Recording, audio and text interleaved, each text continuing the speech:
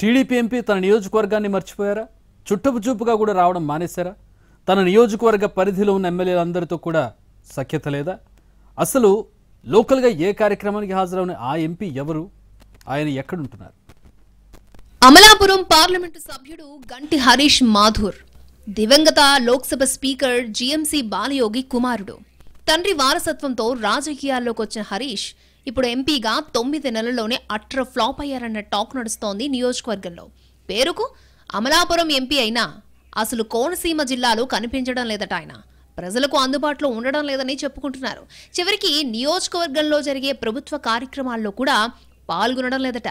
అమలాపురంలో కనిపించడం లేదు సరే, పోనీ ఢిల్లీలోనైనా ఉన్నారా అంటే ఏమో చెప్పలేం అన్నదే ఎక్కువ మంది సమాధానం. అన్ని రోజులు ఢిల్లీలో ఉండి సీరియస్ గా వర్కౌట్ చేసి ఆయన నియోజకవర్గానికి తీసుకొచ్చిన నిధులేవని ప్రశ్నిస్తున్నారు స్థానికులు. బడ్జెట్లో పైసా కేటాయింపులు జరగడం లేదంటే అందుకు ఎంపీ గారి అసమర్థతే కారణమని గుసగుసలాడుకుంటున్నారట స్థానిక టీడీపీ నాయకులు. కేంద్రం నిధులతో చేపట్టవలసిన ఏ ప్రాజెక్టు ఇక్కడ పట్టాలెక్కడం లేదని చెప్పుకుంటున్నారు. ఈ 9 నెలల కాలంలో ఎంపీ అవగాహన రాహిత్యంతో ఉన్నారా, లేక ఆయనకి ఈ విషయాలేవి పట్టడం లేదా అని చర్చించుకుంటున్నారు నియోజకవర్గంలో. పార్లమెంటు పరిధిలో ఉన్న 7 అసెంబ్లీ నియోజకవర్గాల ఎమ్మెల్యేలతో ఎంపీకి సఖ్యత లేదని చెప్పుకుంటున్నారు.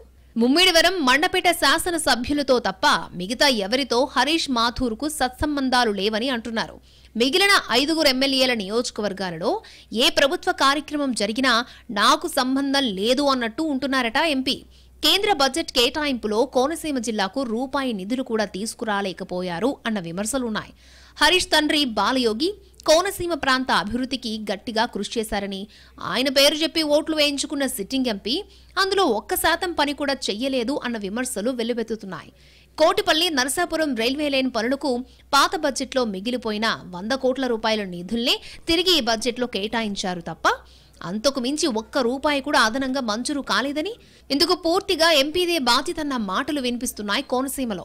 చివరికి అమలాపురంలోని బాలయోగి ఘాట్, బాలయోగి స్టేడియం అధ్వాన స్థితికి చేరుకున్నా వాటి మరమ్మతులకు సైతం నిధులు తీసుకురాలేకపోయారని దీన్నెలా అర్థం చేసుకోవాలన్నది లోకల్ ప్రశ్న.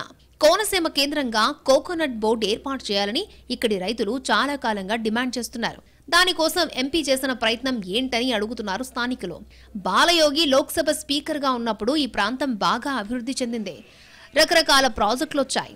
అలాంటి నాయకుడి వారసుడిగా వచ్చిన హరీష్ మాథూర్ మాత్రం అస్సలు ఇలాంటివేవీ పట్టించుకోకుండా గాలికి వదిలేశారన్న టాక్ నడుస్తోంది నియోజకవర్గంలో.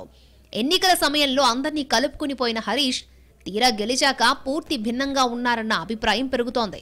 ఇదే పరిస్థితి కొనసాగితే గంటి హరీష్ మాథూర్ 1 టైం ఎంపీగా మిగిలిపోతారని, ఇప్పటికైనా పద్ధతి మార్చుకుంటే మంచిది అన్న సలహాలు వినిపిస్తున్నాయి. ఎంతో భవిష్యత్తున్న నాయకుడు ఇప్పటికైనా మేల్కుంటే మంచిదని అంటున్నారు పరిశీలకులు.